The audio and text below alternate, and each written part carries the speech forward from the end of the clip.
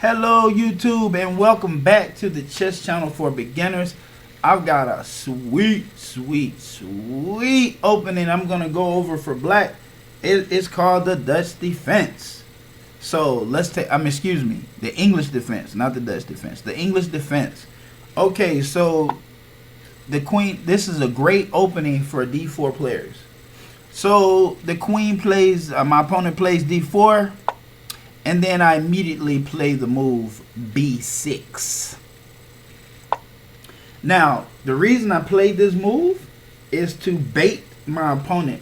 And if it's an aggressive player, then you'll be fine, because they're going to fall right into this trap. When you fianchetto bishop over here on the A diagonal, that bothers them. So they want to immediately do something about it. And then you bring the queen over to protect it. So queen c8. Then he plays knight f3. And then I play the sneaky move d6.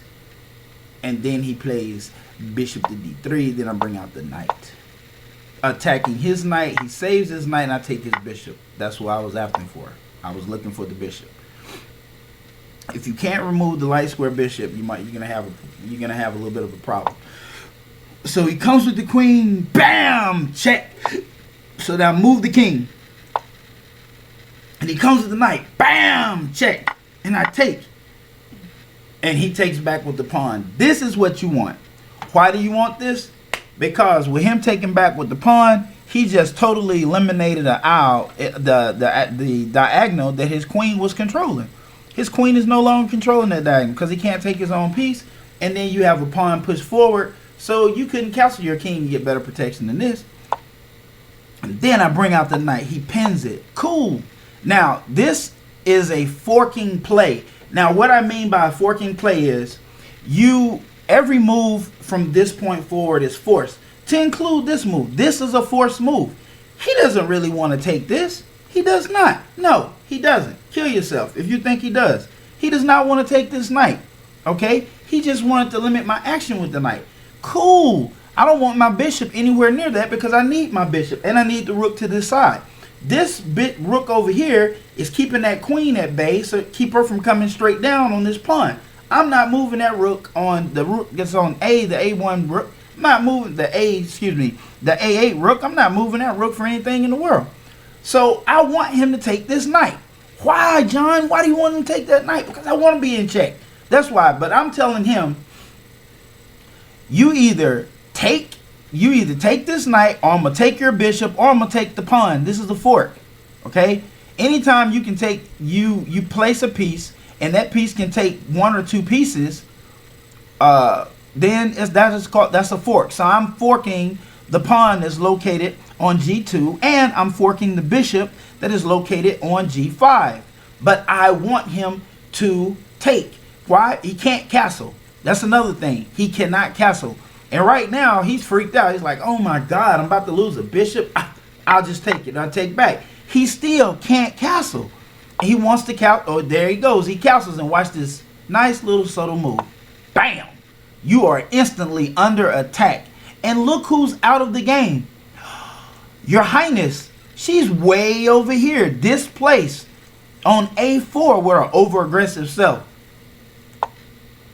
See, I know what I'll do. I'll just play G3. Okay, well, I'll play H5. Well, then I know what I'll do. I will play the move F3. Great. I'm glad you're moving these pawns in front of your pinned pawn. That is so awesome. I'm going to play the move Queen H3. I'm going to play the move Knight D1. Well, good. I'm still going to push this pawn. I'll stop you. No, I'm going to sacrifice my rook. Check. Check. Check. Check. Check. Right there. It's over. At this point, it is over. You put a fork in him. He's done. I'm making the moves here. All these moves are forced moves. Period. Right here. I forced him to take that. You saw earlier in the move, in the opening sequence, I offered to trade knights with him. He just wanted to save the knight and let me have the bishop. So I know his knights are integral to him. He likes playing with the knights. So that killed him to take that pawn, but he had to. Because here's the thing. If he doesn't take it, then the next move is checkmate. Okay? And then if he tries to block with the queen, with the rook, I'll just take the knight. Okay? And then I'll come down here, check, and I'll take this pawn. And then I'll come over here, check. He's just been a world of hurt. He is in a bad position. He's just in a bad position. So he takes check, and at this point it's over. Because now once I play the move, once I play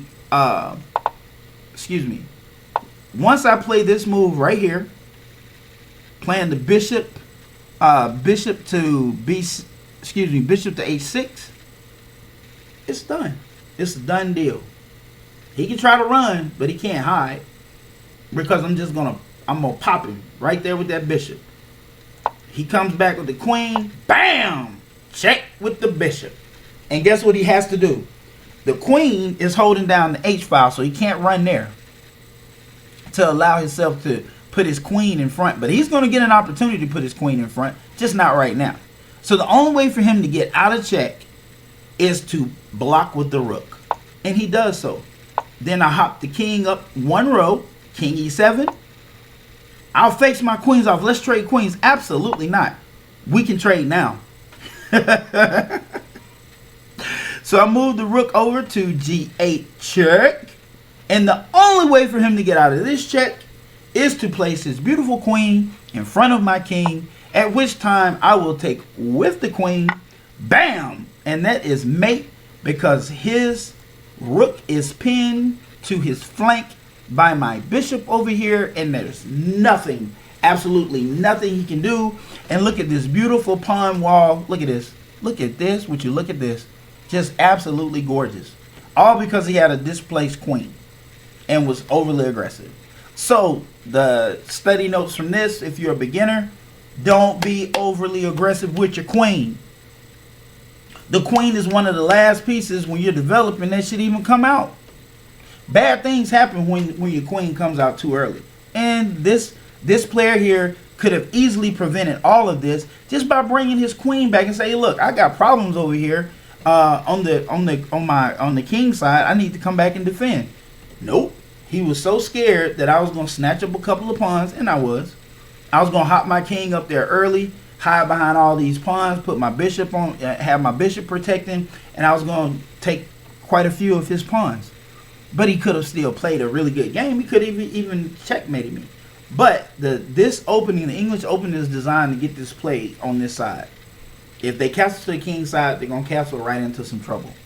Okay? Another pretty good checkmate is with the queen and the bishop. The bishop eyeing down. And if you trade off queens, then you can always do it with the bishop that you fan shuttered over here in the corner with the bishop and the rook. By controlling the H-file with both rooks, pushing pawns, tearing up the pawns in the middle, using your knights to do that, and then leaving him no way to really defend, and doubling up on the H-file, and eventually trading off queens, and then coming straight down with one of the rooks for checkmate because the bishop has him interlocked in, or you end up taking the rook on the other side. So, as always, thanks for watching the video. This is Chess Addict. Email me, chessaddict35802@gmail.com, and I look forward to hearing from you. If you like the video, subscribe to the channel, click like. Peace until the next video.